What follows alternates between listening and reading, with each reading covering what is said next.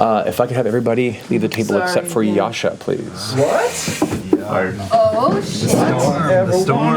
Yasha whispered.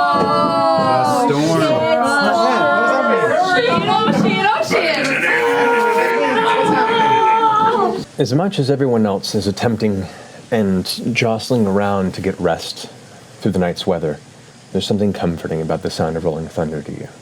Always kind of has been, but more so in recent years. And as unconsciousness comes to you, what usually means dreamless sleep. Welcome to be dreamless, because not all dreams are good for you. Not all memories are good for you. But as the dark takes you, there's a flash of light, the sound of thunder, and there's a vision, a memory. People all around you, but faced away. People you know, people you grew up with, but all looking the opposite direction. Then it fades to dark. There's another flash, and you've pushed through them, and you see an elevated piece of ground, the central rock, in the shape of a figure. Though you can't see it, it's obscured by the low light. You do know who that shape is. It goes to dark. And it stays dark for a while, to the point where you are longing for that next vision, clamoring for it. And you feel this like searing pain burning up each of your arms. You look down but can see nothing except for flames curling up the side. Dull, bluish purple flames that create the outline of your forearms. It burns up to the tips of your fingers. Flash once more. And around you are just bodies.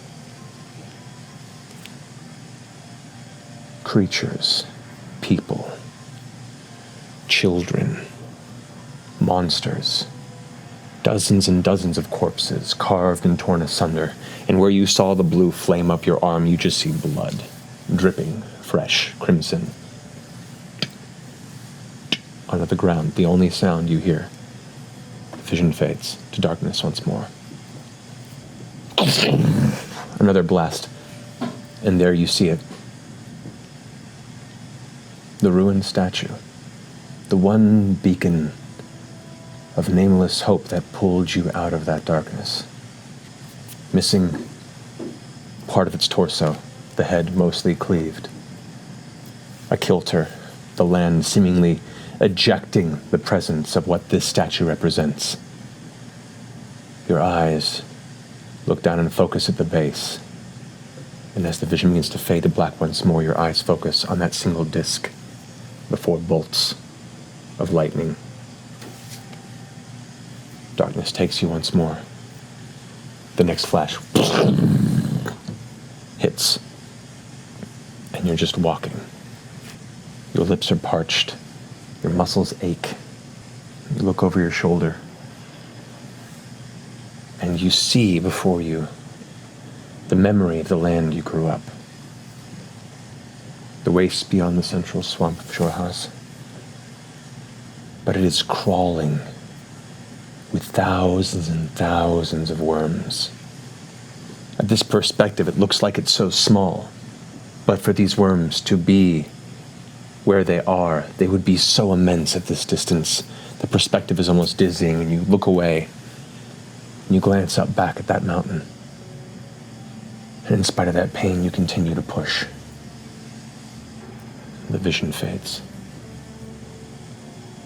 And this time the darkness lingers. And the confusion wells in, the desperation for something. It's not fair. It's not fair to be given just a few glimpses and no opportunity, no chance. How do you make this right? What do you make right? What did you do? What is there? One final, loud, shattering, shaking flash of light and rolling thunder brings to you one singular vision of a figure in the dark center of a storm cloud swirling. The wind buffets your shoulders with freezing air. You feel your hair being whipped and thrown around your face, stinging as it slaps against your cheeks and eyes. The same figure, that statue, that had pulled you from the darkness once before stands made of the same roaring and roiling clouds and rain and wind, stepping out of the sky towards you.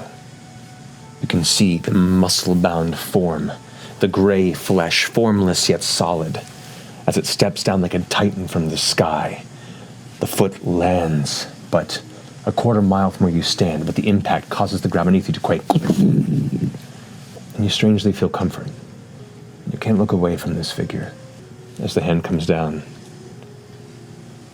and gently rests on the ground before you, before it turns upward to a palm. And a sourceless voice comes into your head. A voice you've never heard. For all that you've chased this mystery, what this beacon is, this is the first time you've heard a voice through this imagery. And all it says is, you walk the right path. Be strong.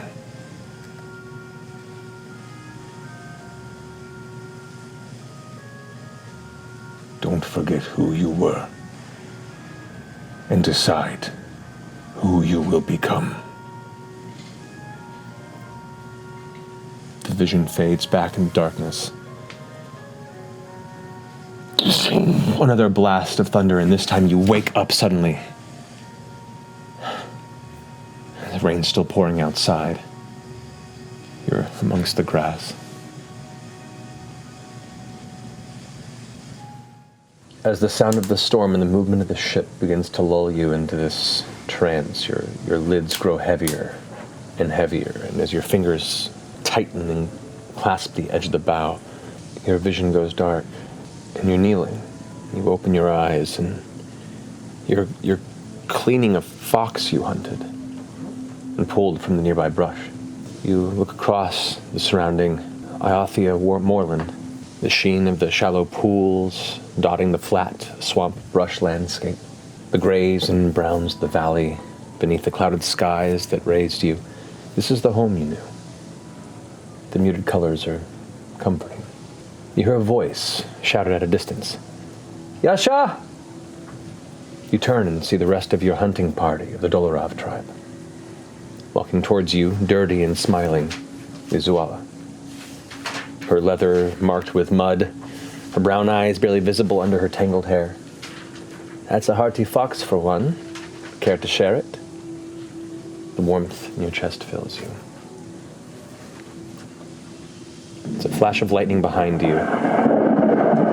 And in that instant, you see Zuala, fleshless and bone. Then darkness once more. Another subtle flash, but blue and muted.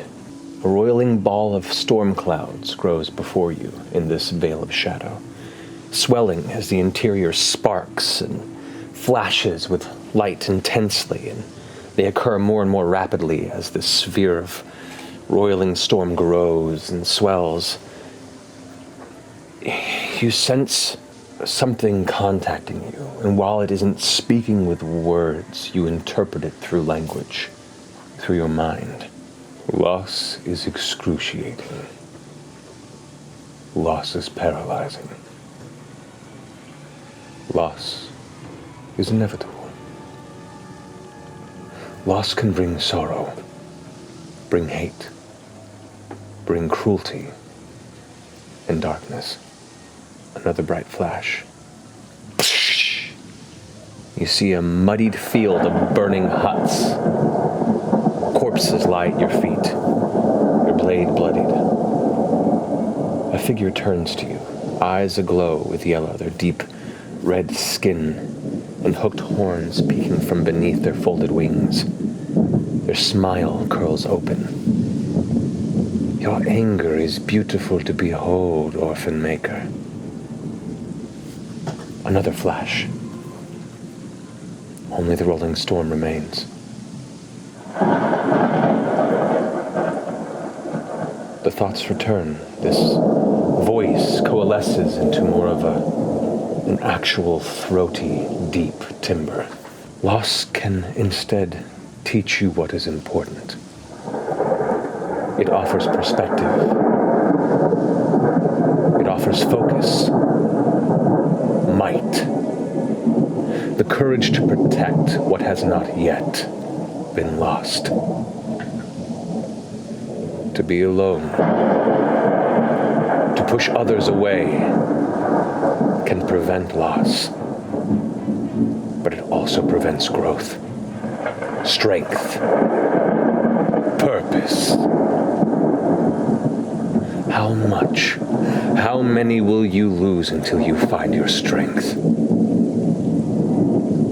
The thunder gets louder and louder, cutting through the veil. You find your consciousness tug at your mind, and slowly you begin to shake out of this fugue state. The sound of muffled rain once again growing loud around you, the cold sensation of it dripping through your armor, another crack of thunder. As the dream begins to fade, the voice says, "Show me. Show me what is important, what is worth protecting. This storm was birthed only for you." Your eyes flicker wide, and you're back on the edge of the ship. The wave hits the bow of the ship once more. You hold tight, your hair slicked down across your face as you look up, and with that, a single bolt strikes down, slamming into the front of the ship, where you expect to see splintered wood and fire. Instead, there is just a darkened spot, the impact muted. What you see there instead, a creature. A man-like shape made of crackling blue energy. It stands your height, vaguely human form shifting with unstable power. Suddenly, two vibrant wings of lightning open from its back like an angel.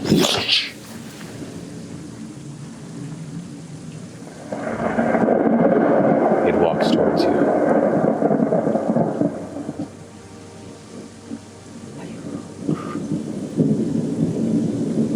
Are you him? It's going to claw across the front of your body. As it claws across the front of your body, its hand seems to almost pass through the resistance to the armor for but a minute before you feel the shock to your system. As it arcs through, you feel the lightning pulse through your body. You suffer 8 points of bludgeoning damage plus 5 points of lightning damage. You guys watched a bolt of light strike down towards the ship. All you see is this kind of faint, dull glow, like a mote of energy that's just kind of rolling around. Make a history check. 16. 16. You've heard tales of something called ball lightning. You know, bits of storm matter that just kind of scatters across. It's usually innocuous, and people either watch it fizzle out or get thrown overboard. It usually happens in the cusp of a storm, and you just watch it kind of dance along the vicinity of Yasha. But that's not what you see. I need you to roll initiative. Okay. Oh boy. 10. 10, all right. It's going first. My little fucking initiative. As you reel from it, kind of reaching back for your blade, the creature just seems to be intent on you. Its form seeming to shift and bend with the wind and the rain. It's going to reach out towards you for 2 more strikes. That is going to be 13 to hit, and that's going to be a 16 to hit. That hits. That is going to be 5 points of bludgeoning damage and 2 points of lightning. I am going to, now that I know this is not who I thought it was, I'm going to rage. I would like to rage. And in that rage, I'm going to unfurl my wings. As your skeletal wings flare out from under your back, your hair blown up from the wind and the impact of the wings just flying out from underneath the shawl. It needs to make a wisdom saving throw, I believe. Charisma saving throw. Charisma saving throw. That is a 6. There's no bonus. So, it is afraid of you for how long? Be frightened of me until the end of the next turn. You guys look over and watch as Yasha, at the end, kind of this mote of lightning dancing around her, kind of rolling across, but slightly hovering above the surface of the boat's deck. You watch as suddenly she unleashes her fallen form, the wings rising up. Other members of the crew that are holding down the rope see this and kind of like take a step back, not entirely familiar with this appearance. It's going to go ahead and swirl around you. You see it suddenly, it seems to move with pulses of energy with an unnatural speed. Whips to the opposite side, is going to attempt to try and slash into the lower back. That's going to be a 9 and a 21 to hit. Okay. 8 points of bludgeoning damage, reduced to 4 because you're raging. Yep. Raging. Plus 4 points of lightning damage. It's going to attempt to move away from you. Can I try and grab it? You can attempt to. I'll let you grapple as a reaction, sure. I'll grapple as a reaction. 22. Yeah, it's staying. So you reach out and your hand passes partly through it and it goes numb. The field of sparkling energy, kind of like lightly electrifying the skin around your hand. But you manage to get hold of something. It's not solid matter, but something. And as it tries to move away, you can just keep it there, bared in place. All right, I'm going to take out my sword and I'm going to attack it. Go for it. You got 2 attacks. It was 21. 21 hits. Yeah, okay. So describe to me your attack as you're holding it with one hand and pulling the blade out. So you're not going anywhere. What is Yasha doing? You're watching her kind of just like reaching out and grabbing this small sphere of sparkling energy. She grasps it, grabs her blade, and just strikes through it with both hands, arcing downward. Because you do have 2 hands, you lose the grapple because it's a 2-handed weapon. Okay, that's fine. 23. 23. Woo! That was plus the 7. Oh, plus the 7? No. Plus the 7 points per round. 30 points of damage. This first swing strikes through. You watch the spark kind of like flash with energy for a second. The second swing just goes wide. And it kind of moves around, kind of zigzagging as it curls around her. So you want to do anything, or are you just watching? No, I want to run forward. Yasha, do you need help? No! Okay. But if you want to! No. It's back to its turn. Okay. Okay, right there in front of you, it's going to go ahead and attempt to use Anger of the Tempest. You watch as it pulls back from you. It's no longer frightened of you. It goes from its defensive position to leaning in towards you, and it looks up to the sky. And as a moment, there's this slight smell of burnt hair that kind of catches your nose before a bolt of lightning arcs from the sky and slams into you. I need you to make a dexterity saving throw. 15. 15 does not make it. Oh no. You take 23 points of lightning damage, and as the bolt hits you, your whole upper torso goes numb. Your fingers aren't responding, and you drop your sword to the ground, and the creature bends down and picks it up and holds it up, just looking right at you. That looked like it hurt. Do you want to be healed? Maybe. A little lower than I thought I would be. Can I try to grapple again and try to get my sword back? You can use an attack to try and disarm it if you'd like. Okay, I'd like to try and disarm. Okay, make another athletics check. 21. As it pulls back, attempting to go ahead and use the Magician's Judge against you, you reach forward and grab it, and for a moment you're both struggling back and forth, and you manage to rip it from its hand. Its fingers actually evaporating as you rip it from its form, and then kind of reform where they were previously. The energy still arcing around it, and you watch as it kind of moves around to almost try and move to your flank, and you shift around to face it. Jester, you can go. I'll let you in. Okay, I'm just gonna run up and like go, Kipper, you're doing great. And I'm gonna touch her arm and cast level 3 cure wounds. 20 points of healing. Shit, okay. As Jester touches you and the healing goes through the entity before you, its eyes flare with intense energies, glaring right at Jester, and you watch as it swells to twice its size with their presence arriving. Jester, get the hell out of there! Didn't know, I was trying to help. It's going to go ahead and make 2 more strikes at you, Yasha. Okay. 20 and a 21. Yeah, both hit. 10 points of bludgeoning damage, reduced to 5, and 5 points of lightning damage, so 10 total. 11 points of bludgeoning damage, reduced to 5, and then 3 points of lightning damage. I'm just gonna try to see if there's a vital that I can get to anywhere. How much bigger than me is he? Right now, he's considered a large creature, so he's about 5 feet taller than you. You see only like maybe a 3-foot sphere going in its space. 18. 18 hits and roll damage. 19. 19 points of damage in the first strike.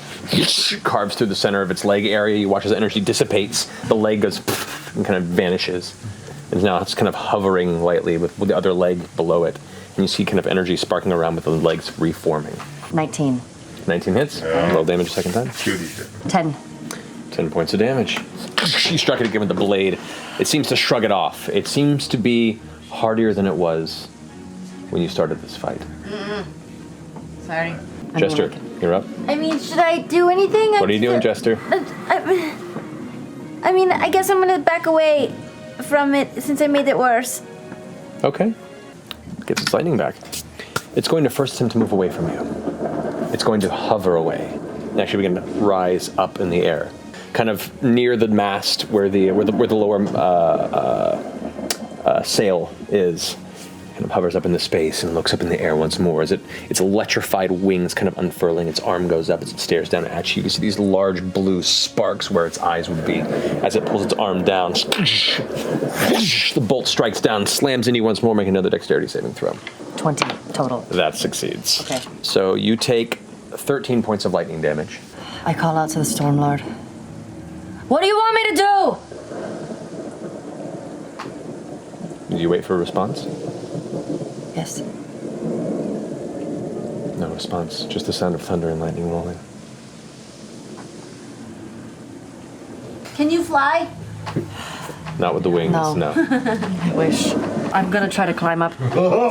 Okay. I mean, they're designed for climbing. So you go ahead and as it's up in the air, you rush over to the mast and climbing your way up, you kind of get to the edge, and there is where the sail is in the side, and you're kind of holding onto it off to the point you manage to get within melee range of it.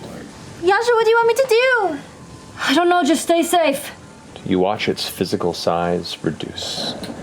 It shrinks back down to its original form, matching yours 1-to-1, as it just floats there. Its electrical wings, not flapping, but just kind of arced and held aloft to each of its sides. It goes to shove towards you, and you just pull in, and it zips past. At that point, it comes back around to try and claw at you with its other hand. That's going to be a 20 to hit. 5 points of bludgeoning damage, 4 points of lightning damage. And it's going to attempt to move up further away from you. 21 again. 21 hits. Go ahead and roll damage. And because of your sentinel feat, you prevent it from moving. 10. 10 points of damage. As you arc past with your blade and striking it, kind of attempting to move away, you watch as its midsection separates and the lower legs just kind of fizzle out and no longer exist. And suddenly its lower part of its torso kind of flickers and then grows 2 new legs made of pure electrical energy. But you can see as the wind's kind of blowing by, your hair being thrown past your shoulders, the rain beating down on your face as you're holding onto the side of the mast, kind of leaning your arm in and striking with your 2-handed sword best you can. It can't seem to find its way beyond your reach. I'm gonna try to take my blade and put it through its torso. 25. As it arcs past, you see one of the wings kind of gets shaved off and falls and sputters and turns to just particle sparks before vanishing into the storm. The rain now is coming in heavy sheets across the deck. The crew's yelling off. You hear the shouting of the crewmen trying to keep the sails from tearing. You hear Ford shouting orders to them from behind, but the words aren't reaching you. It's just noise, lost in the wind and the sound of the storm around you. As you're up there holding the mast, kind of knowing it's coming, as the creature kind of puts its hands up. The bolt strikes down once more, slamming to you and the mast. I need you to make another dexterity saving throw. No, we just got that repaired. 11. That's 13 points of lightning damage. Oh my god. I'm still standing. But you drop your sword. Are you doing another grapple, or are you? I'm gonna try to do another grapple. Go for it. 22. Yeah, it does not succeed on that. As it ducks past the one, you reach out, kind of getting to the limits of your arm reach from the edge of the mast, and as you do, your hand kind of plunges into its chest. As your hand is like plunged about 2 or 3 inches into the energy field that is its torso. You can feel your fingers vibrating with energy, and it hurts. It hurts, but you just grit your teeth. Glaring past, you could hear the waves crashing around you. The ship itself is rocking with heavy momentum, but you're just focused at the moment on its turn. It's going to attempt to try and attack you. That is a natural 1. Okay. You are a lucky son, but the second one is going to be... it's a 13 again. Oh, Wait. Oh, yay. Yeah, 13. Plus 6. I want to keep holding, and I want to try to squeeze even harder whatever it is that I'm holding on to, and try to yank down and take us off of the... Make a shrink check. 16. 16. You begin to pull, and it's giving. It's giving, and you watch as you're yanking, its wings are kind of flickering and sputtering, and its arms are kind of reaching up to grab yours, and its eyes that have been intensely burrowed towards you begin to go wide. You can use your second attack to I'm try gonna keep and trying to pull whatever that is. All right, make another strength check with advantage. 17. As you pull it from the chest, the body flickers out, and you're falling. The momentum pulling you off the mast, and you plummet 15 feet. I slamming run onto forward the as deck. I see her falling. I run forward to try to cast Cure Take Wounds. Right 5 points of bludgeoning damage from the impact, reduced to 3, reduced to 2 because of the rage. But you crack onto the hard wood of the deck. I am at 1 hit point. No fucking way! Fucking way. What Episodes in a row. deal? Okay, I'm just laying there and I'm pulling. I look down at her. Are you okay? I don't know. What did you do? I don't know. Well, am I still holding it? Your fingers are buzzing. You look and there's nothing there. Did you see that thing? I saw a ball of light. I saw you fall off the mast. You didn't see any creature or anything? Just it's like a big ball of lightning stuff. Your sword fell down. Here. I was fighting something. It was a creature. What did it look like? And then it got small and then it would get big again. Cure wounds, cure wounds. Okay. It was like it was winged and it had red eyes and it looked like it was a ball of lightning. What do you think it meant? I don't know. I was just standing in front of the ship and I had a vision of home. And then I woke up and then the lightning struck and when it came down it was the creature. And it only wanted to fight you. I guess if you didn't even see it. I thought I grabbed something out of it and I guess it was its heart and now it's gone. Yasha, this is really important. Okay. In your exhaustion, Yes. the darkness comes comfortably as night's rest. And though you don't awaken, you can feel the thunder. You can feel it roll and vibrate through your body. With each impact, there's a flash of light behind your eyes, like a heartbeat of a dull blue glow.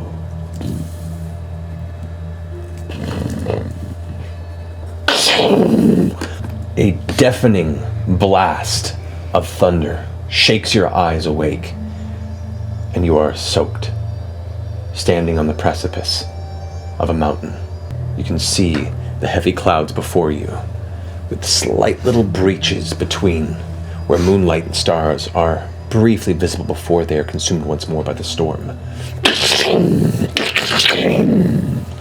Arcs of lightning shoot across the Jorha sky. You're cold, shivering, your hair matted over your face, your eyes barely peeking through. Through another arc, you think you see an arm through the clouds, and it's gone. Another flash of light, and you see what looks like a humanoid form reaching from the storm towards you. Your instinct is to turn and run, but you watch as the head kind of turns. Another flash of light, and it's gone. You sense a presence behind you. What do you do? I turn around and walk towards it. You turn around from the space where you're standing, and the opposite side of this mountain range is just bodies. Corpses littered and stretched out before you. Dozens and dozens of them. You can't see their faces. You just see folded arms and legs, wounds. And there, standing behind you, is a shaded figure. And the flash of light behind you emanates and briefly frames the face you see. A familiar male figure, his curved horns back from the front, his wings folded over his shoulders, his sly grinning yellow eyes peering at you. He just looks, shakes his head and walks away. Do I recognize any of the bodies? Anything in the bodies? Is anything about it familiar to me? You go towards the bodies? Yeah. Make a wisdom saving throw. 15. This figure that is familiar to you, but you don't know why or where, causes something in your heart to freeze, and you feel the fear kind of welling up in your throat. This heavy lump that's making it hard to swallow. And you try and take a step, and you have to force yourself to move. And you take another step, and you go towards one of the bodies, and you turn it over. And it's Mollymuck. And you go look to the left, and you look, and there's Jester. And you look past that, and you see Caleb. And you start to look around, and every body is somebody who's crossed your path. Somebody you've let in. You glance up, and that figure just keeps walking away, shaking his head. You wake up as the heavy thunder rolls through the hall. What happened? What are you? What's going on? What'd you do? I had a very bad dream. I do keep having dreams, but sometimes they feel like they're very real or familiar. They make me very scared. I think I've done something very bad. What do you mean? I think I've done something very bad and I don't remember. Hello? I don't quite know how to do this, but I'm trying to learn. I feel and I know that you are trying to communicate with me, but I'm very confused. I don't know what these dreams mean. I'm feeling scared. I want to be an instrument for you. You quite literally saved me, and I want to do what I can and do whatever work that needs to be done.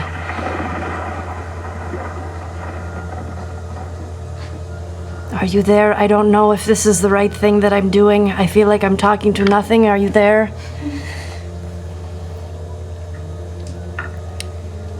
You stand there for a moment and see the flashes of light.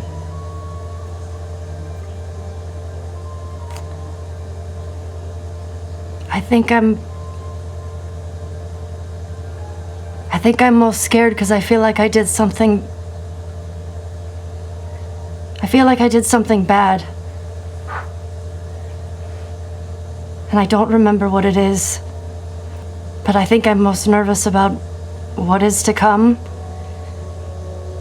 And if I will continue hurting people. And maybe that's what you've come to help me with.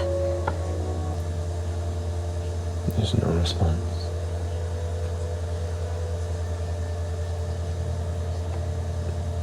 Well, I will continue to follow. I think I'll sit out here tonight.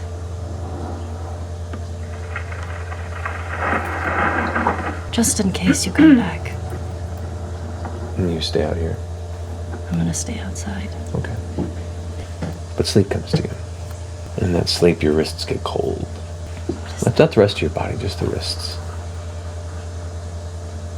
And you try and move your body position. And you kind of glance down and you see irons on your wrist. And you look, and you have your withered wings draped over each of your shoulders.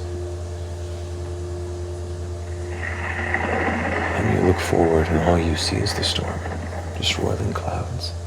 In the next flash of light, you see the clouds part into two pale glowing eyes open before you. You're there. Please.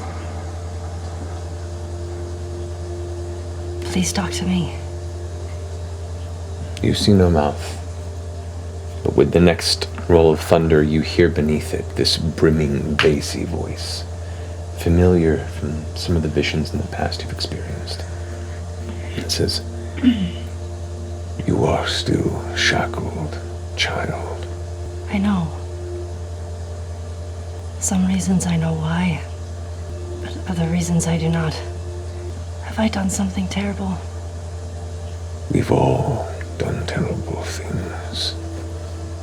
These visions that you're giving me, where I see my friends, I don't know what that means. You have done terrible things. And you are capable of doing terrible things. Your strength is still not wholly your own. You are still shackled, child. Fight against them.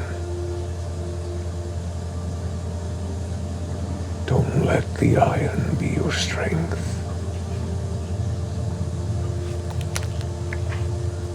How do I fight against it?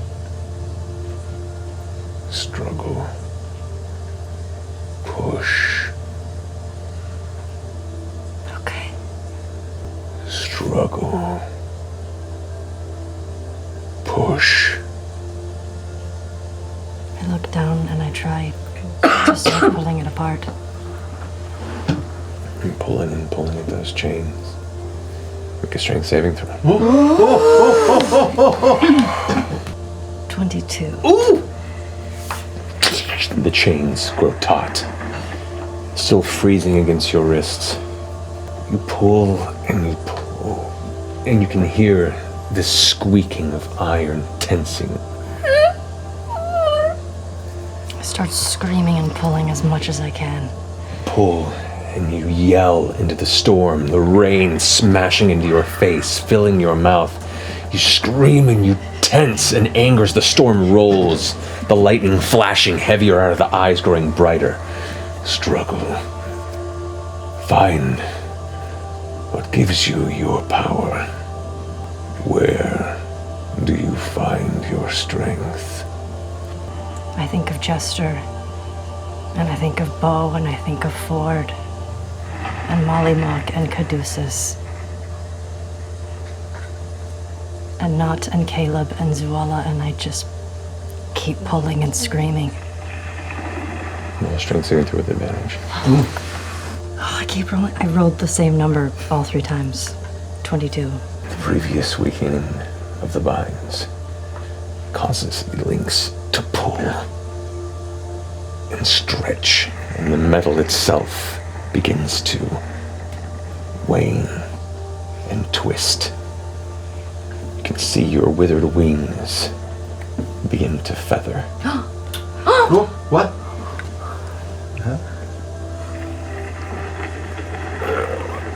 You pull, and the binds do not break, and the feathers dissipate.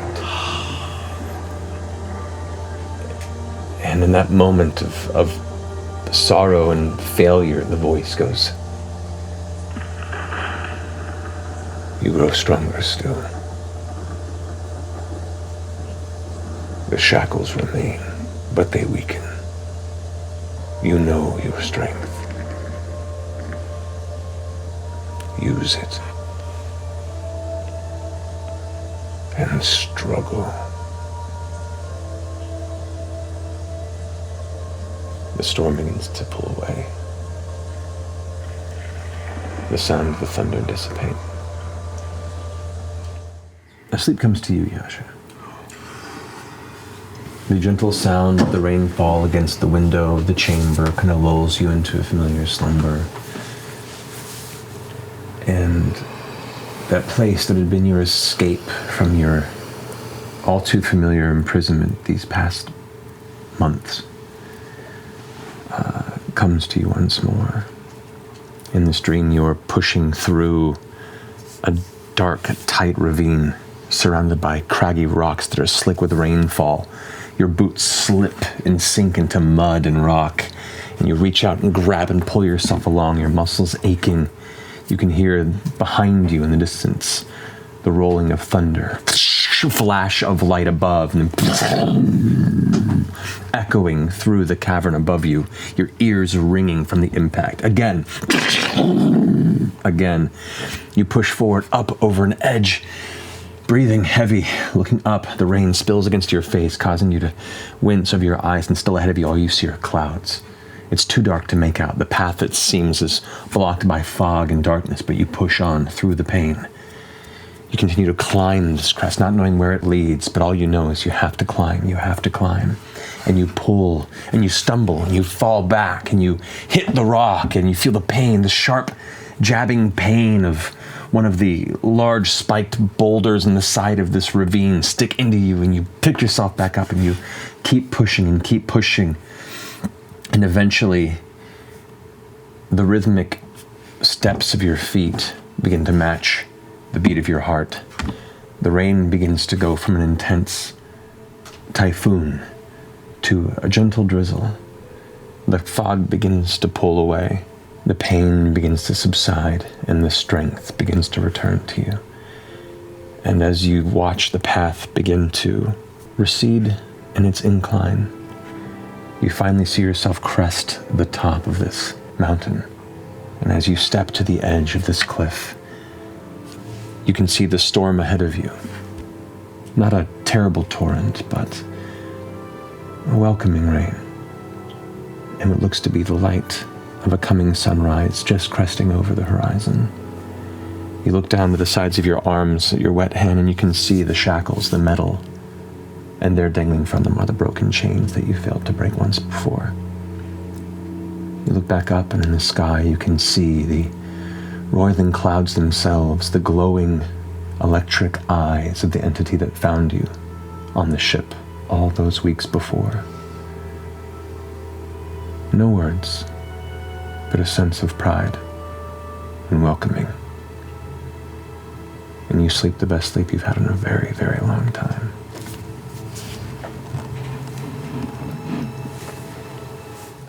You hear it first, catching your attention, Yasha. Yes. Oh no. A familiar, welcoming delight.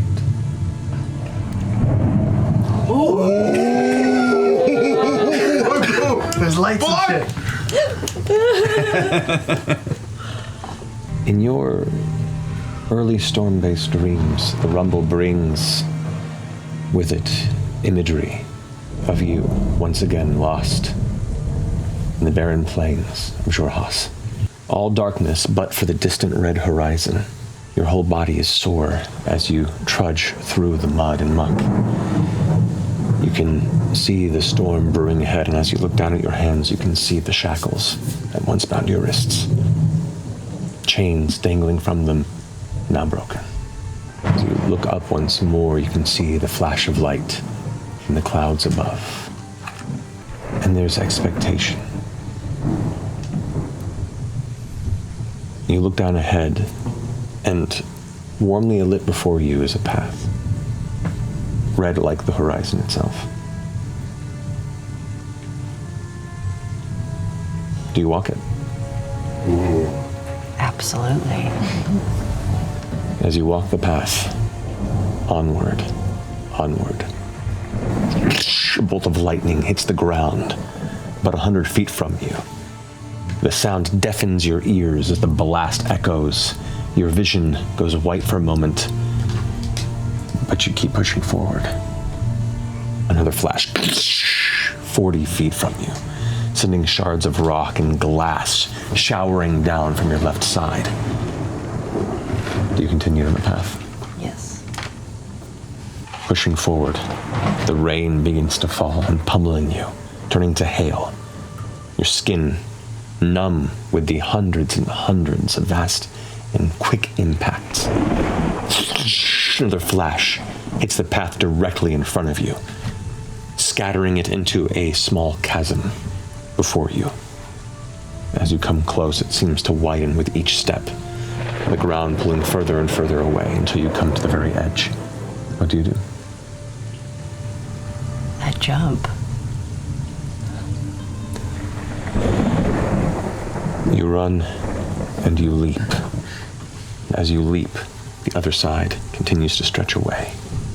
And you fall. And you fall. And you fall. And you look up as the wide mouth of this chasm goes further and further away. And looking up into the sky, all you see are the electric eyes in the clouds. What do you do?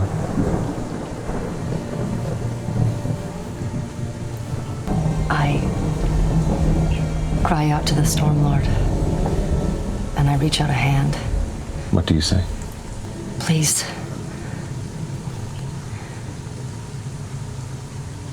Please help me. Prove.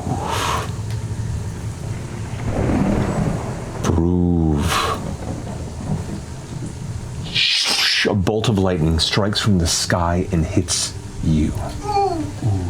Your entire body is rocked with pain.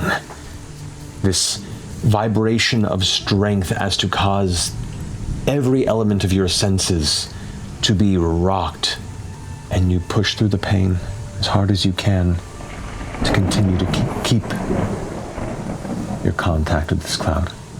Go ahead and roll a wisdom saving throw for me. 9. Your muscles tense, and you continue to plummet. Prove. I'm gonna bamf out my wings.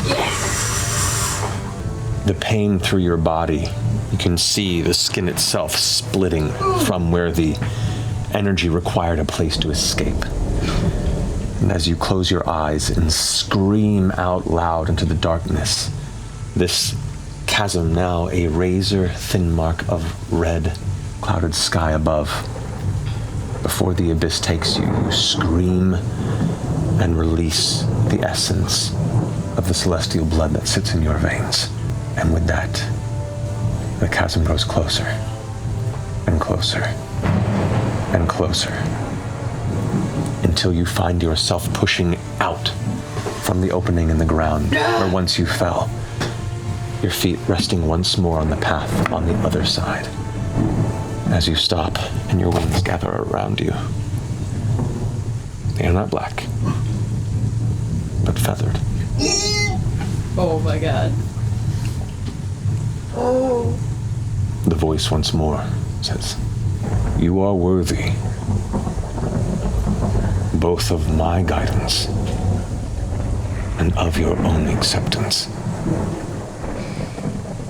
This path before you is long, and I won't let you stray."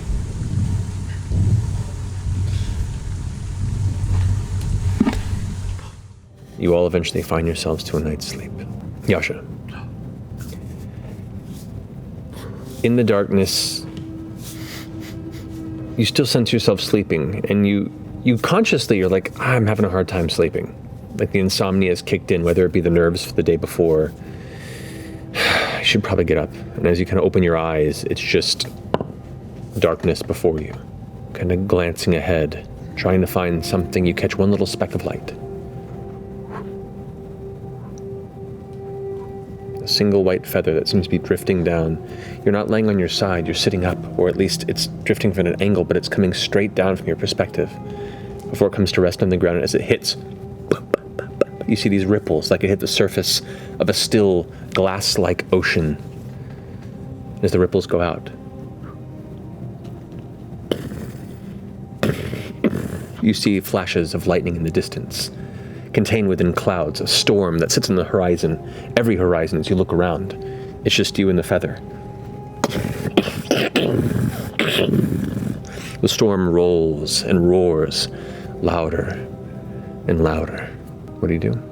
Am I in the water? You glance down and you're standing kind of on a similar surface, though it feels hard. It doesn't seem to react to your footfalls. The ripples only came out from where the feather hit. Can I go towards the feather? As you step from the place you were at, your first footstep hits the water in front. Another ripple comes out. The storms rage even louder with that footstep. You take another ripple through the water. The storm's getting closer and closer. The feather's about 4 feet from you. About as many footsteps. I will keep walking towards it, and I'll look around and reach down to pick it up. With each rushing footstep, the storm gets louder and louder. As you reach towards it, there's a flash and an impact. You see this kind of burst of energy beneath the surface of the water in front of you. Splashing water and mist spray your face, and instinctually you pull away, the feather disturbed on the surface and then coming to rest again. You hear the thunder itself rolling louder around you still, and there's that strength for a moment fades, and that fear that sent you fleeing from your people. That fear that drove you westward, that same sense of being alone, inconsequential, shackled with guilt, keeps you from reaching for that feather, yet it still lies before you as the storm gets louder and louder. What do you do? I'm gonna try to grab it again. Make a wisdom saving throw for me if you don't mind. 16. As you're going and initially about to turn, that fear filling your soul, you spin around to look back towards the darkness where you can see the storm is breaking behind you. It is more dangerous in front of you, and behind you there is promised respite and escape. And in that moment, the thunder seems to form words. This rolling voice seems to come out of the storm itself that says, "Do not run from yourself. Overcome what faltered and rise stronger."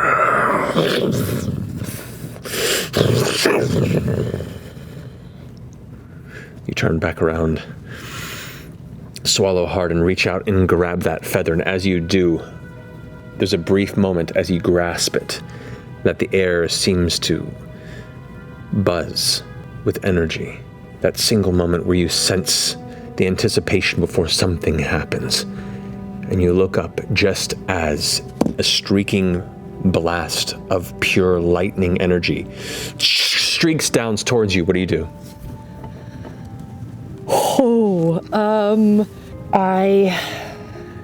I will look up at it, and I will just say, I do not want this fear anymore. And I will stand there and wait for it to hit me. As you look up in that brief moment, without hesitation, you embrace the coming bolt. And as it hits you, you just see white. Your whole body vibrates with power. And for a moment, you feel like every piece of your body is about to break apart and shatter. But it just stays at that threshold, and you embrace it.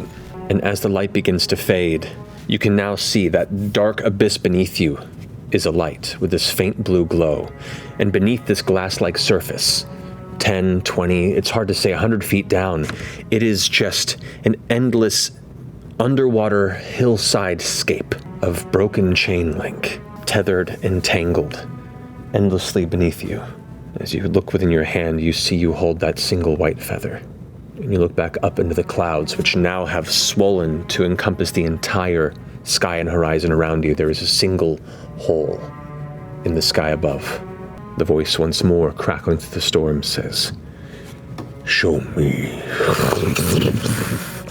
You can be reborn."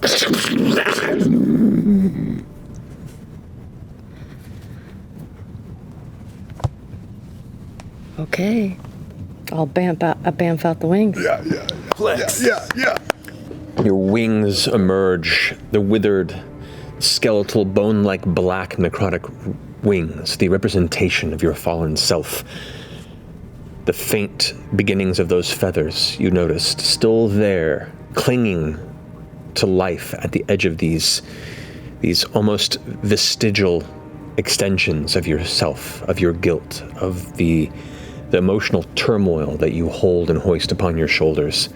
And as you look up to the sky, you watch, like flowers blossoming on the extended branches of a tree in the beginning of spring, more feathers begin to emerge and fill and emerge and fill, and the darkness around you begins to glow, lit like a lantern that billows and brightens as the wings become full, angelic. The light itself is white and blue, and you can see between the feathers little sparks of energy as you look up towards that hole once more. You hear a voice, female, familiar, distant, from below. You look down, and in the chains, you see a female form beckoning. The words you can't quite make out, but it's calling to you. It sounds very much like Zoala. I crouch down and I put my hand out. It breaks the surface. You sense you could go.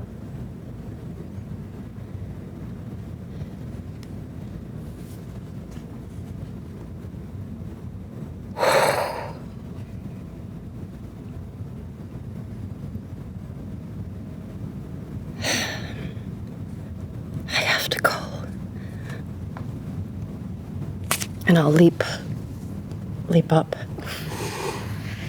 As you withdraw your hand and alter your stance into a crouch as the wings unfurl, preparing to take their first beat, the voice says, "I'm proud of you.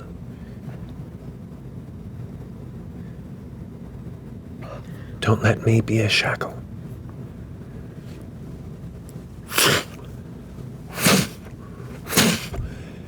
And with a renewed strength you've not felt from an extension beyond your own arms, you fight your way up into the storm, this tunnel around you, lightning flashing all around you, forcing your way up as high as you can until eventually you break past the clouds, up into a night sky of stars and 2 moons. And as you look back down, the hole closes, the clouds become mist. And as the mist fades, you're looking down upon land masses, water, Exandria. And it's a freedom you've not quite felt before. Like you could go anywhere.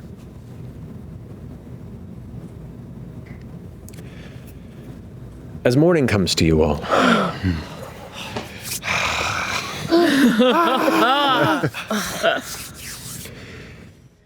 so many dreams you've had in your life resemble echoed moments in your past, walking aimless in a dark expanse, open, broken fields of Xhorhas greeting you directionless towards jagged horizons with no idea or purpose, a being filled with some semblance of divinity in your blood, given no charge, nothing to protect, failing to have protected. But in this dream, you feel the comfort of a path before you. The broken fields you've used to walk give way to grass, and you feel the comforting sensation of fields beneath your feet, between your toes. A similar sensation when you first crossed past the Ashkeeper Peaks and stepped within the Zemnian fields. You look ahead and see, placed within the dirt and stone, a familiar platinum blade, and it radiates warmth and comfort and silent strength, and you begin to hear thunder rolling in the distance. Clouds begin to swell into the sky.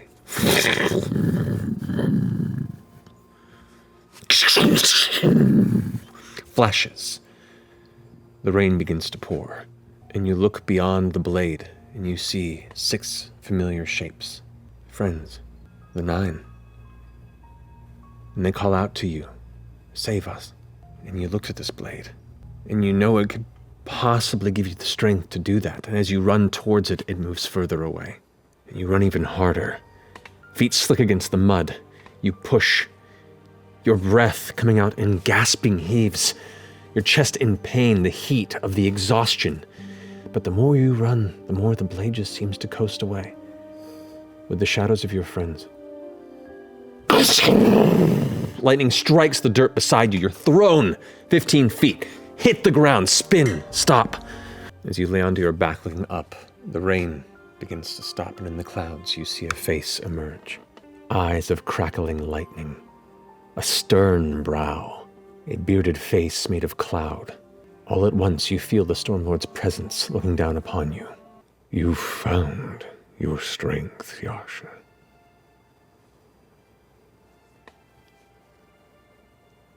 Now, you must learn to use it.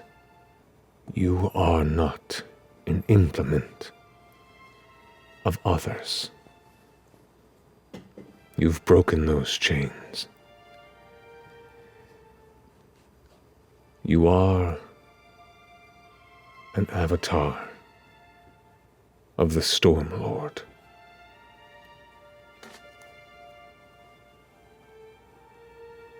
I work through you, but your strength is your own. You've begun the first steps, but you must earn this one. And the clouds darken, and you slip into darkness.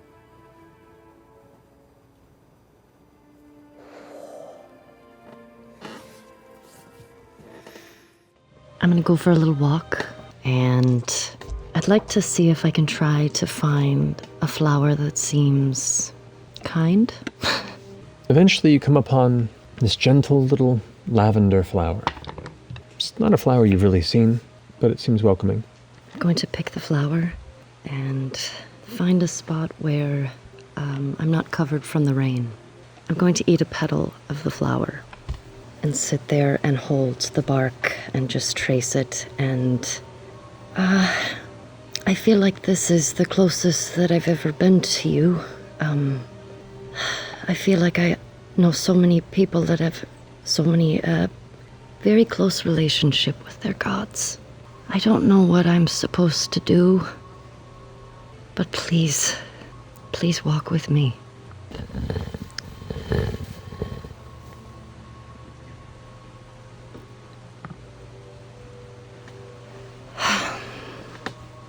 Are you there?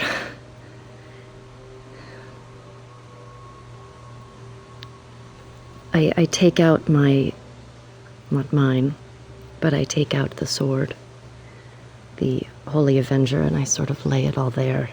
And I try to just let the rain fall on it. I don't know how to use this. I don't know if there's something that you can do. I don't know how to do this.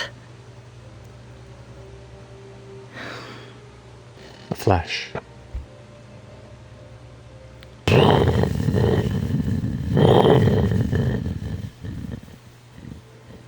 I'm gonna eat the whole flower.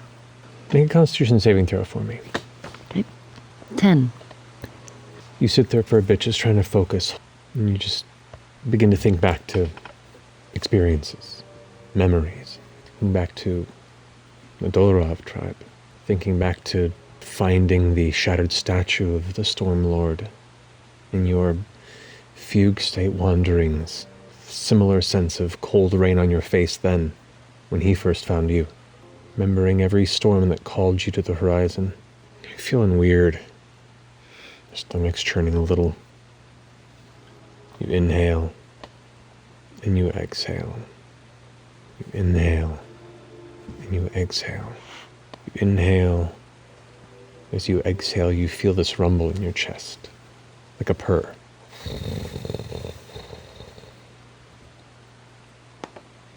You inhale.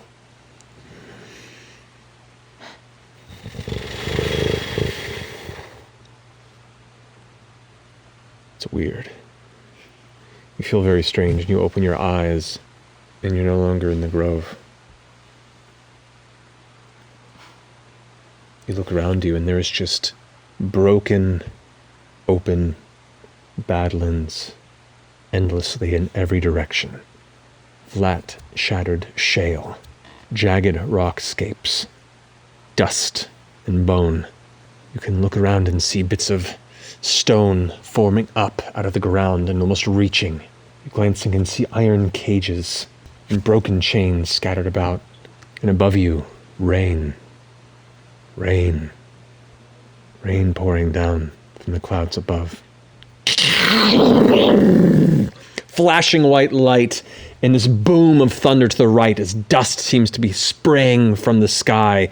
You find yourself wincing as you feel the impact of a bolt of lightning that has not struck far from where you sit. You stand instinctually, reaching for the blade that you set before you, but it's not there.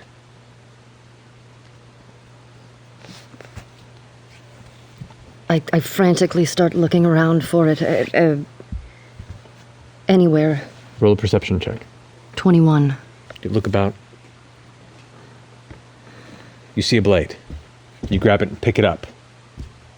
It's broken. It's rusted. It's old. It's not yours.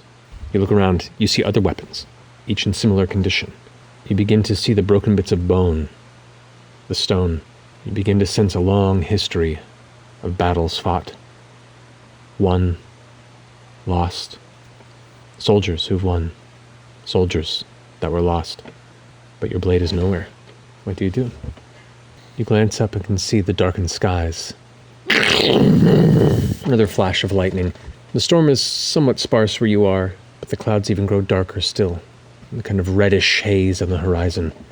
Lightning you see flashing ahead, miles and miles ahead, rapidly, arcing, wild through the sky. Occasionally touching down. And I'll start walking towards the horizon. I will continue to follow. One foot in front of the other. The mud slick beneath your boots. Continue to push, slide and catch yourself, and continue to go. The thunder gets louder and more recurring.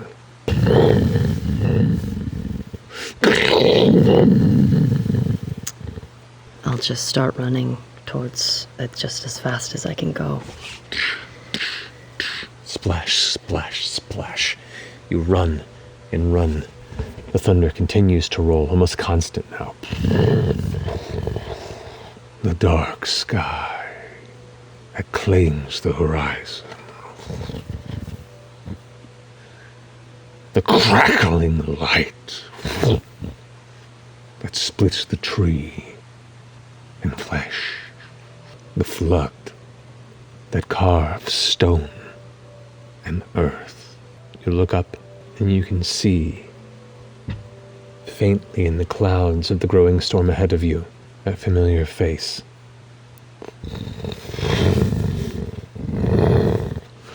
I now awake.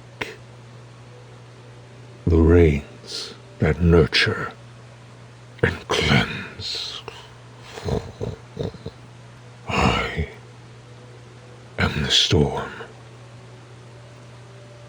What are you?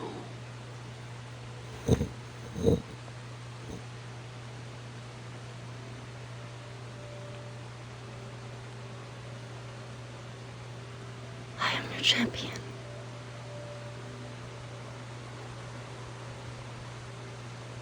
Chainbreaker. Angel reborn. Punisher. And Redeemer.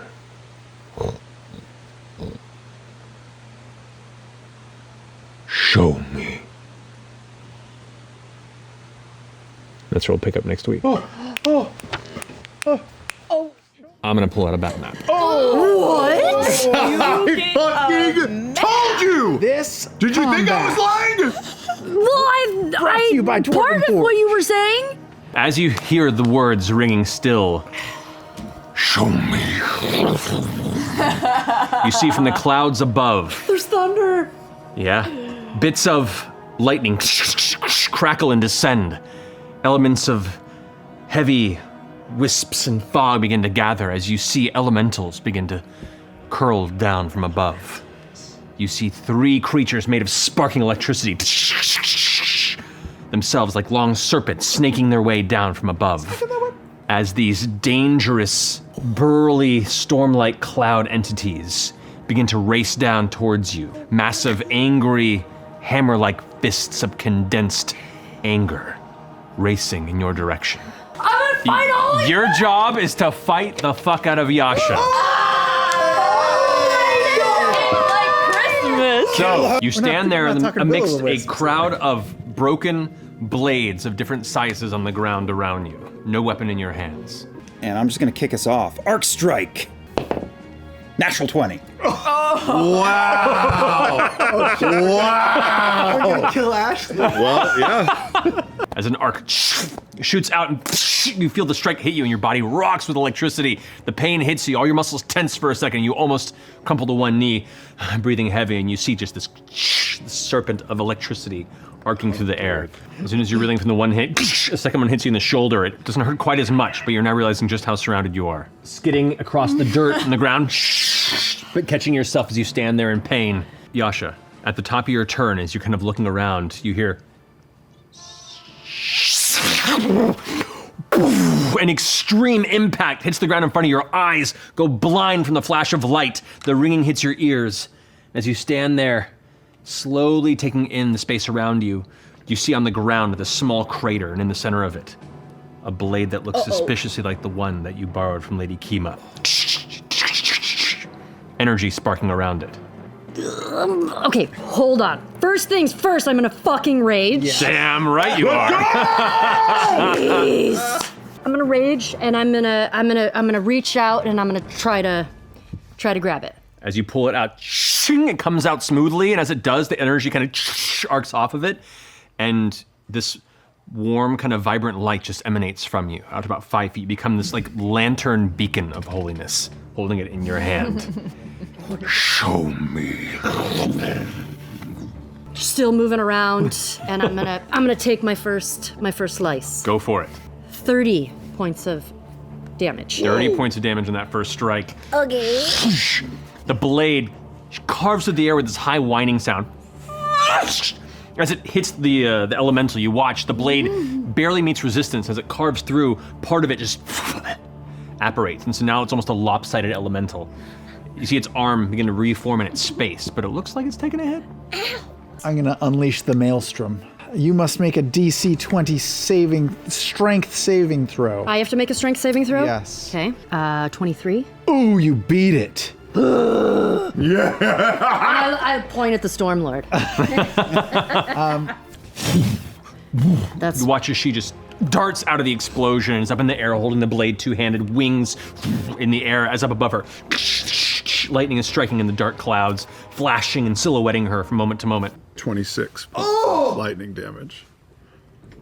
I'm unconscious. You are, I'm out. but you're also a 14th level Zealot Barbarian. You better fucking believe it. Okay. That do. Stays up and fights dead. So she is technically unconscious, but the body continues to fight.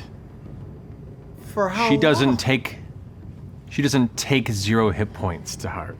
With the strike knocks her in the air, and right as she's about to fall, the wings come back with a fury. Even angrier, blade up. You now see where Yasha's eyes normally are the pupils have given way to arcs of lightning that now strike out of both sides of her head, going down as her hair begins to lift. The air around her, the static electricity is now causing it to create this halo around her. That's 4 damage. It's 4 damage. So you lose a death save. Wait, any damage? Any damage when you're unconscious Yeah. takes off a death save. She saves. That's a success. Saves. Okay. But Saves you still take from- half damage. Yes. So still, I'm still taking damage. So third death saving throw. Yes. You are dead, I'm dead. but you're still up. Oh my god. Because that's what your ability does. Rage after death. Yeah. Because I'm raging. She is a dead spirit flying. If I weren't raging, I'd be dunzos. 12 points of electric damage. You are still dead. It's your turn, Yasha. What? Okay. She's extra dead. With the final blow struck, the final foe scattered, the rage still pumping in your veins, your consciousness barely present. At the end of this turn, unless you are attacking or being attacked, you will fall out of your rage. And I'll die. Yes. So I'll rage again.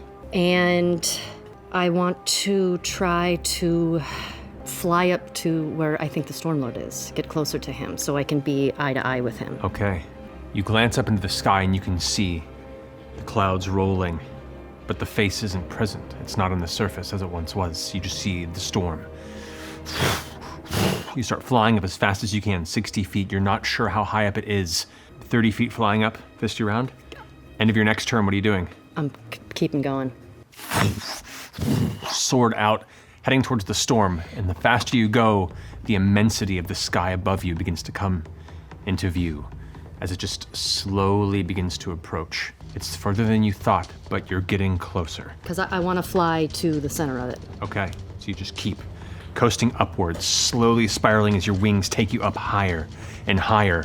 The flashes of light all around you as the blood is pumping through your veins, in the back of your head, that furious Zilla-like rage, keeping you conscious in the spite of the fact that your body is falling into its end. You continue to swim upward. The next round comes. That's the last rage. So Okay. keep going till I want to get to the eye of the storm. You're close, but you got another 2 rounds or so before you reach the top. You're about to fall out of your rage. What do you do? So the storm's going. Is there lightning still? And There's lightning in the space around you, yes. And the storm is approaching you, but you can feel the energy starting to drift. Your vision's starting to go dark. The damage you've sustained has been too strong, and you're currently teetering on that line between life and death. That light that shines inside you is starting to fade.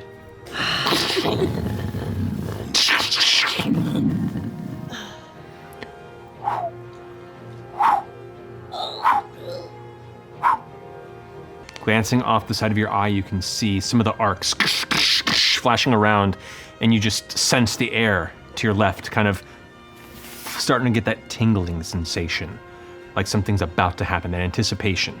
okay, if I feel that, I want to attract it, so I hold out the sword up. So you hold the sword out. Bolt of lightning arcs straight at the tip of the blade, down into your arm and your torso, and as it fills you, you scream out in what you expect to be pain. It's power, but it doesn't hurt. In that moment, you look back at the sword. The energy still crackling up and down the front of it. And you're sustained for the moment. And you continue to fly up. You hit the clouds and break through the heaviness of the darkness, pushing past you before suddenly you open into a pocket in the center of the storm. This kind of vacuous expanse where you're surrounded by this empty void with lightning arcs around it like the inside of an orb. And there on the opposite side, you see the face staring at you. Crackling eyes of angered nature.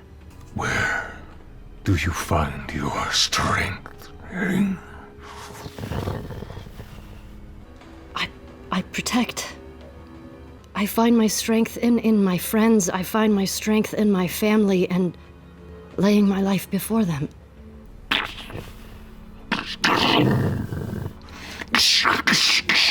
Bolts of energy begin to just gather, more and more frequent, arcing all around you. The inside of this dark space begins to light up all over, hitting in the center, sparking. You're having to push against it. It seems like a whirlwind is spinning up. The wind is pushing at you, and you beat your wings as hard as you can, still teetering on that edge of consciousness.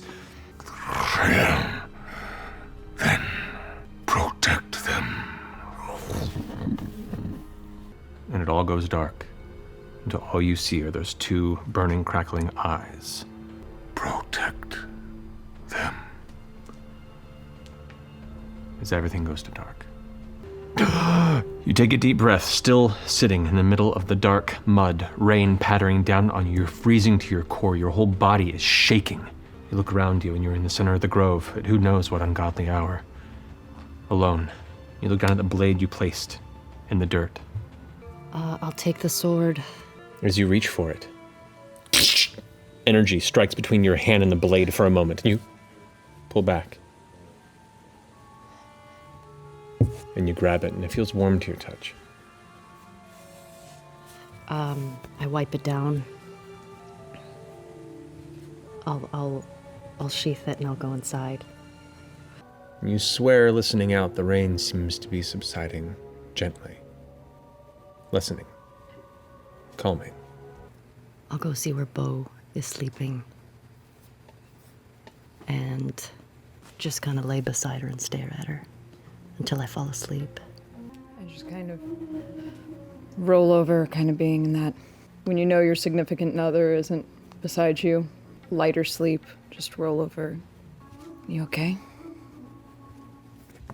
Yeah, I'm okay. Okay. Hold me. I bring her in and... Oh God, you're so wet. Oh shit, I'm sorry. I take off my cloak, all the stuff, try to wring out my hair. I kind of like just warm up her arms a little bit. Okay. Gonna clasp and hold her hands as I drift back to sleep. Okay.